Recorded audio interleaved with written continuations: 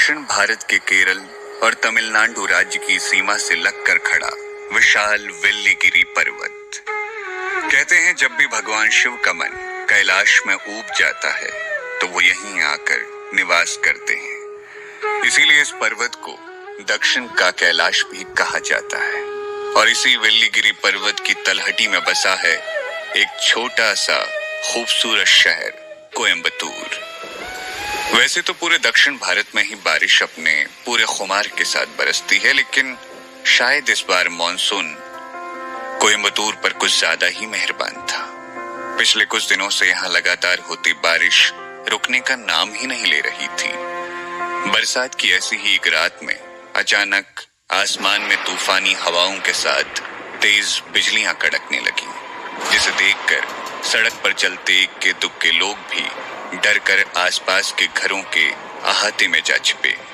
ऐसा लगने लगा मानो दिल दहला देने वाली ये बिजलियां किसी खास मकसद से कोयम्बतूर शहर पर कड़क रही हैं। मौसम में अचानक आए इस बदलाव को लेकर आसपास के लोग आपस में बातें कर ही रहे थे कि तभी अचानक किसी ने चिल्लाते हुए कहा, अरे देखो, बरगद के पेड़ पर 5 मुंह वाला नाग लिपटा है।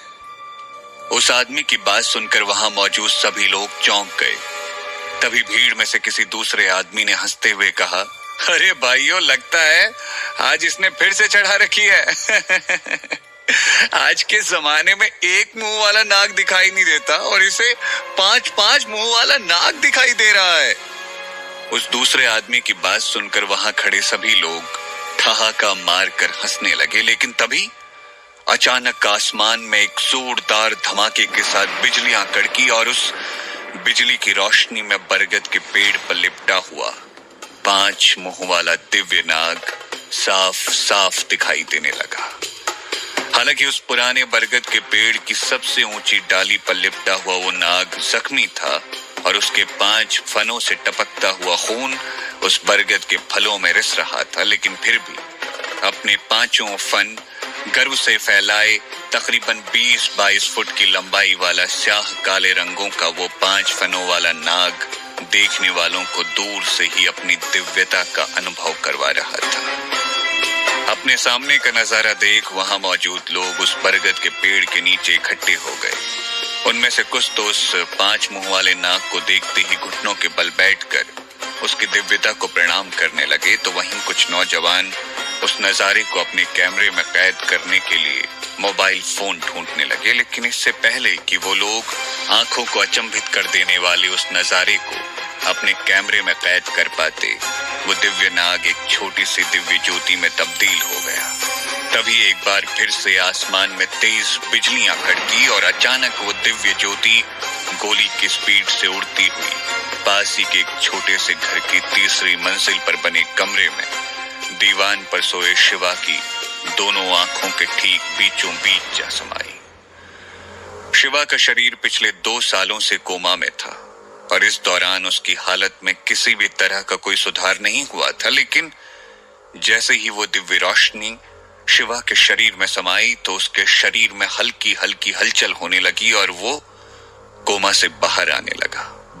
एक तरफ शिवा का शरीर धीरे धीरे कोमा से बाहर आ रहा था और दूसरी तरफ शिवा का दिमाग भी अपनी चैतन्य अवस्था में लौट आया था।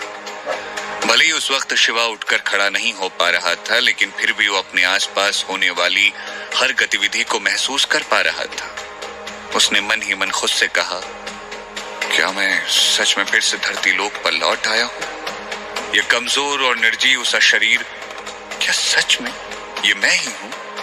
लेकिन मैं तो बहुत समय पहले कोमा में चला गया था। खुद से मन ही मन सवाल करते हुए शिवा को धीरे धीरे सब कुछ याद आने लगा। 2 साल पहले अपने कॉलेज का एंट्रेंस एग्जाम देकर लौटते वक्त वो एक ट्रक से टकरा गया था और तब से उसका शरीर कोमा में था।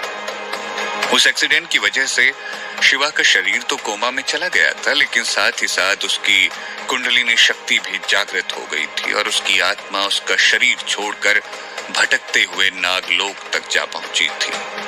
वहां नागराज तक्षक ने उसे संभाला और अपने बेटे की तरह न केवल उसकी आत्मा का रक्षण कर उसे एक नाग का शरीर दिया, बल्कि इन 2 सालों में शिवा की आत्मा को 2000 साल की तपस्या का फल प्राप्त करके ब्रह्मांड की सारी शक्तियां अर्जित करने में उसकी मदद भी की। और एक दिन जब शिवा भगवान शेषनाग से वरदान पाकर नागलोक का परम प्रतापी सम्राट बन गया तो उसके साथ कुछ ऐसा हुआ जो उसने सपने में भी नहीं सोचा था। नागराज तक्षक ने धोखे से शिवा के नाग शरीर की बलि दे दी। अपना नाग शरीर खोते ही शिवा की आत्मा फिर से मुक्त हो गई और तब जाकर शिवा को नागराज तक्षक के असली मकसद के बारे में पता चला। दरअसल एक प्राचीन भविष्यवाणी के अनुसार यह तय था कि जो कोई भी स्वर्ग, पाताल और नागलोक के तीनों सम्राटों की बलि चढ़ाएगा वो सारे ब्रह्मांड का स्वामी बन जाएगा और इस सृष्टि में कोई भी उसे हरा नहीं पाएगा। इसीलिए नागराज तक्षक ने शिवा से पहले भी इस तरह 2 और शक्तिशाली आत्माओं को ढूंढकर उन्हें नाग शरीर दिलवाया। उसके बाद शिवा की ही तरह अपनी देखरेख में उन्हें स्वर्ग और पाताल लोक का सम्राट बनाकर उनकी बलि चढ़ा दी।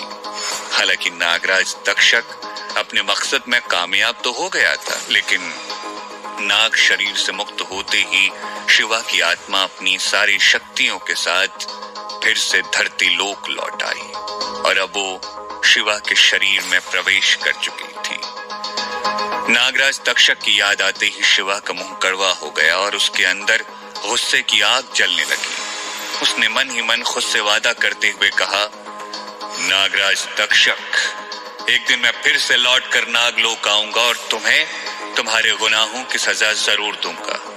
ये मेरा वादा है तुमसे।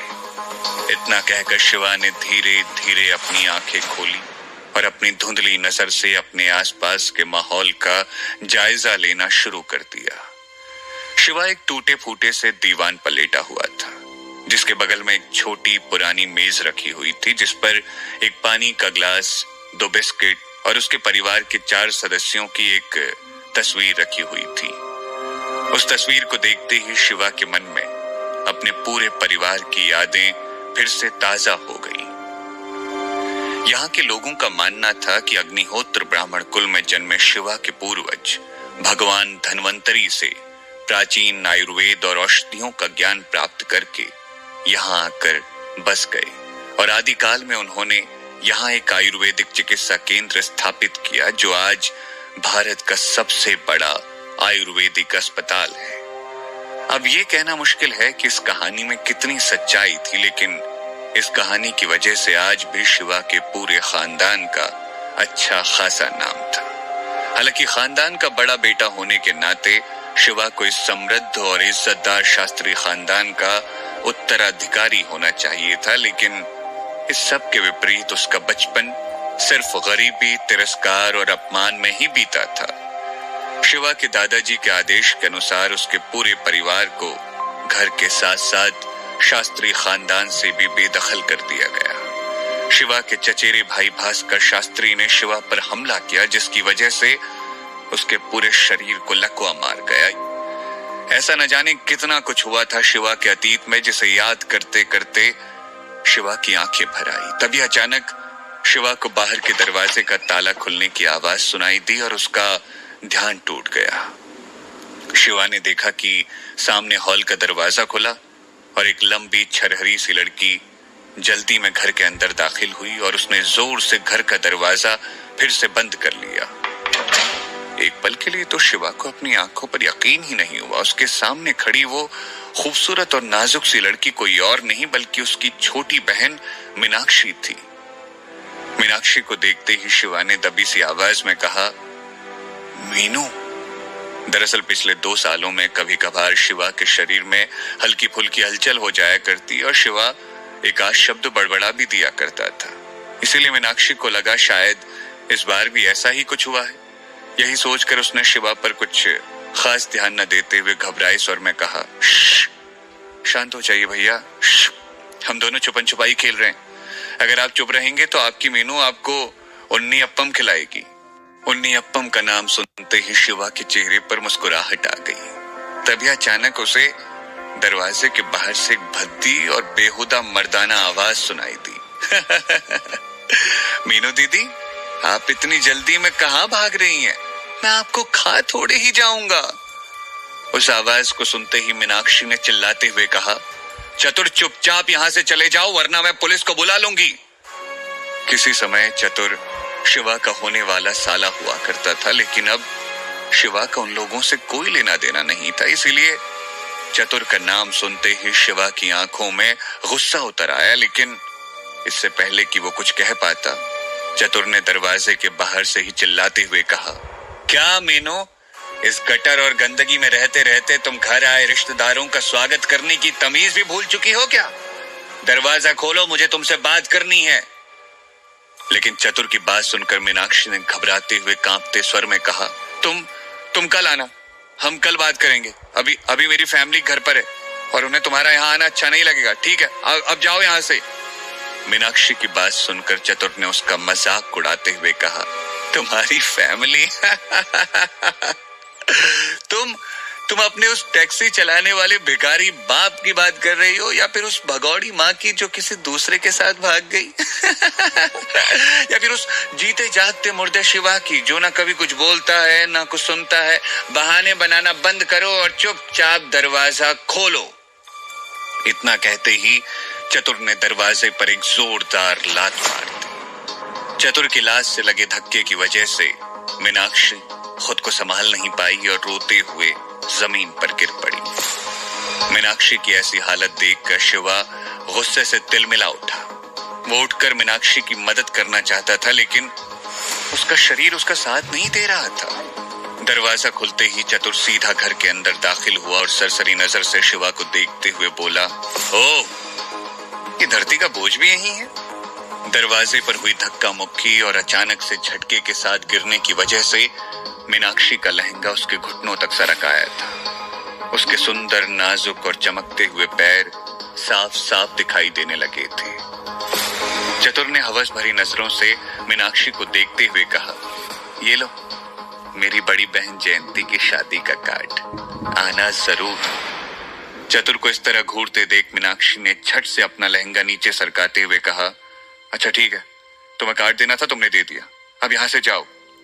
मीनाक्षी की बात सुनकर चतुर ने अपने होठों पर जबान फेरते हुए कहा, अरे मीनाक्षी जी, जल्दी क्या है? वैसे मेरी बहन ने कहा है कि जब तुम लोग उसकी शादी में आओ तो अपने साथ इस शिवा को भी ले आना। क्या पता इसी बहाने समाज में तुम सबकी वापसी हो जाए, या फिर क्या पता दीदी की शादी देखकर तुम्हारा ये भाई ठीक हो जाए। मीनाक्षी अपने लिए कुछ भी सुन सकती थी, लेकिन जैसे ही चतुर ने शिवा का नाम लिया तो उससे बर्दाश्त नहीं हुआ।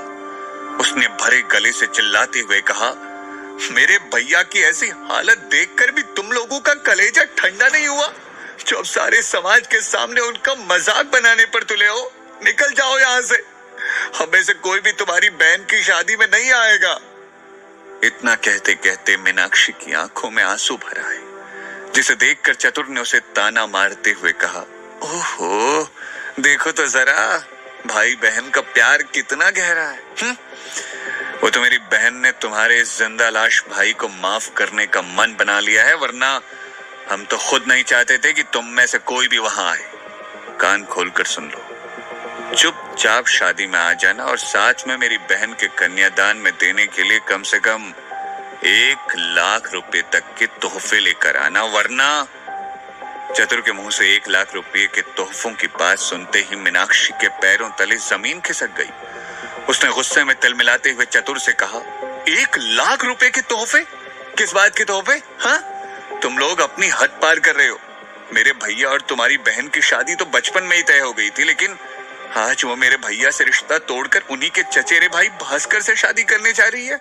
क्या वो काफी नहीं था जो अब तुम हमसे 1 लाख रुपए के तोहफे भी मांग रहे हो? भूल गए जब तुम्हारी बहन बुरी तरह से बीमार थी और मेरे भैया ने अपनी जान पर खेलकर उसकी जान बचाई थी? उस एहसान का बदला चुकाना तो दूर, तुम लोग तो इंसानियत की हद भी पार करते जा रहे हो। मुझे तो तुम्हें अपना रिश्तेदार कहते हुए भी शर्म। इससे पहले कि मीनाक्षी अपनी बात पूरी कर पाती, चतुर का गुस्से का पारा चढ़ गया और उसने बिना कुछ सोचे मीनाक्षी के गाल पर जोरदार तमाचा चढ़ दिया, जिसकी वजह से मीनाक्षी लड़खड़ाकर जमीन पर गिर पड़ी। क्या अपने सामने मीनाक्षी को इस तरह पिटते देखकर उसे बचा पाएगा शिवा या फिर चतुर कर देगा जुल्म की सारी हदें पार। आखिर ऐसा क्या हुआ था शिवा के अतीत में? आखिर क्या रहस्य है नागलोक का और कौन सी शक्तियां मिली हैं शिवा को?